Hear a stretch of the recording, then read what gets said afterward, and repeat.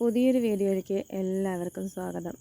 നമ്മൾ ചക്ക കറി വയ്ക്കാൻ പോകുന്ന ഒരു വീഡിയോ ആയിട്ടാണ് ഞാൻ വന്നിട്ടുള്ളത്. അപ്പോൾ അതിനായിട്ട് ചക്ക വൃത്തിയാക്കി എടുത്തിട്ടുണ്ട്.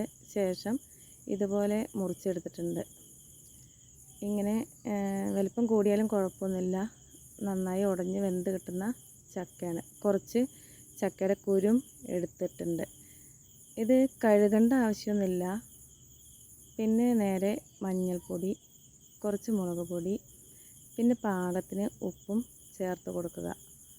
എന്നിട്ട് ഈ ചക്ക മൂടി നിൽക്കുന്ന രീതിയിൽ വെള്ളം വേവാനായിട്ട് ആവശ്യത്തിന് ഒഴിച്ചു കൊടുക്കുക. പിന്നെ ഇതിലേക്ക് ആവശ്യമായിട്ടുള്ളത് തേങ്ങ ചിരവിയത്, കുറച്ച് ജീരകം, കുരുമുളക് കുറച്ച് അധികം എടുക്കണം, ഒരു 3-4 വെളുത്തുള്ളി. ഒരു 5 വിസിലടിച്ചിട്ട് ചക്ക വേവിച്ചെടുത്തിട്ടുണ്ട്. ഇത് നന്നായിട്ട് നമ്മളിങ്ങനെ ഉടച്ചെടുക്കണം. ശേഷം കുറച്ച് കരിവേപ്പില ചേർത്ത് ഒന്നുകൂടെ ഇളക്കി കൊടുക്കുക. ഉപ്പ് പാകമാണോ എന്നുള്ളത് ഈ സമയത്തൊന്ന് ശ്രദ്ധിക്കണം. നന്നായിട്ട് തിള വരുന്ന സമയത്ത് ഇതിലേക്ക് നമ്മൾ അരച്ച് വെച്ച തേങ്ങ ചേർത്ത് കൊടുക്കുക. എന്നിട്ട് നന്നായിട്ട് ഇളക്കുക.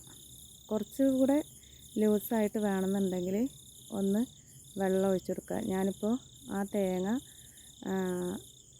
അരച്ച മിക്സിയുടെ ജാറിൽ കുറച്ച് വെള്ളം ചേർത്ത് കൊടുത്തിട്ടുണ്ട്. ഈ പരുവത്തിലാണ് ഞാൻ കറി തയ്യാറാക്കി എടുത്തിട്ടുള്ളത്.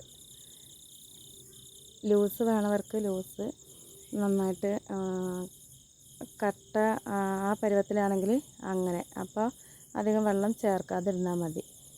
ഇപ്പോൾ കറി റെഡി ആയിട്ടുണ്ട്. ഉപ്പൊക്കെ പാകമാണോ എന്നുള്ളത് ശ്രദ്ധിക്കണം.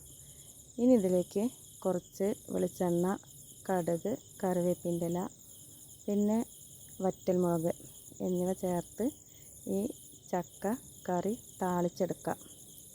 ഇപ്പോൾ സ്വാദിഷ്ടമായ ചക്കക്കറി റെഡി ആയിട്ടുണ്ട്. ഓരോ വീട്ടിലും ഓരോ രീതിയിലായിരിക്കും ചക്ക കറി വയ്ക്കുന്നത്.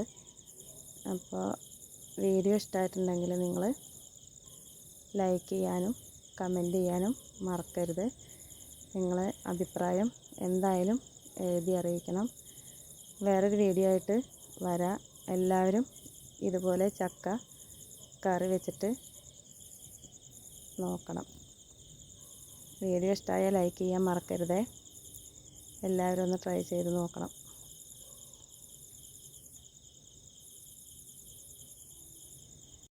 ചാനൽ ആദ്യമായിട്ട് കാണുന്നവരുണ്ടെങ്കിൽ ഒന്ന് സബ്സ്ക്രൈബ് ചെയ്യാൻ മറക്കരുതേ.